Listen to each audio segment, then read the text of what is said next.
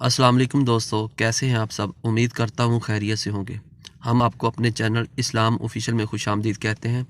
आज एक नए मौजू के साथ आपकी खिदमत में पेश हैं। आज से सैकड़ों बरस पहले अरब के एक कबीले में हातिम नामी एक शख्स पैदा हुआ। वो इतना सखी था कि इसकी सखावत के किस्से दुनिया भर में मशहूर हुए। उसके दरवाज़े पर जो शख्स भी आया अपनी ज़रूरत पूरी करके ही गया। कहते हैं, कहा जाता है कि हातिम ताई ने एक जगह पर 70 दरवाज़े बनवाए थे। जो जिस दरवाज़े से चाहता दाखिल होता और उससे जो कुछ तलब करता और हातिम ताई उसे दे देता। जब हातिम ताई का इंतकाल हुआ तो उसका भाई उसकी जगह पर बैठना चाहता था। उसकी माँ ने अपने बेटे से कहा कि तुम उसकी जगह नहीं ले सकते, खुद को बेकार में परेशान ना करो।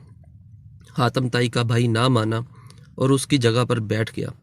अपनी बात साबित करने के लिए उसकी वालदा ने पुराने कपड़े पहने और बेकारी के रूप में अपने बेटे के पास आई और फिर कुछ तलब किया। जब उसे मिल गया तो वो दूसरे दरवाजे से आई और कुछ तलब किया। हातिम ताई के भाई ने हिचकिचाते हुए उसकी मांग पूरी कर दी। इस बार उसकी माँ तीसरे दरवाजे से आई और कुछ देने के लिए कहा तो हातिम ताई के भाई ने गुस्से से कहा, तुम पर कौन सी मुसीबत आन पड़ी है कि एक बार मिलने पर खुश क्यों नहीं हो जाती। तुम एक ज़िद्दी बेकारन हो। इसकी माँ ने अपना चेहरा ज़ाहिर किया और कहा, क्या मैंने ये नहीं कहा था कि तुम इस जगह के लायक नहीं हो। मैंने तुम्हारे भाई से दिन में 70 बार इसी तरह मांगा और उसने एक बार भी मुझे इनकार नहीं किया।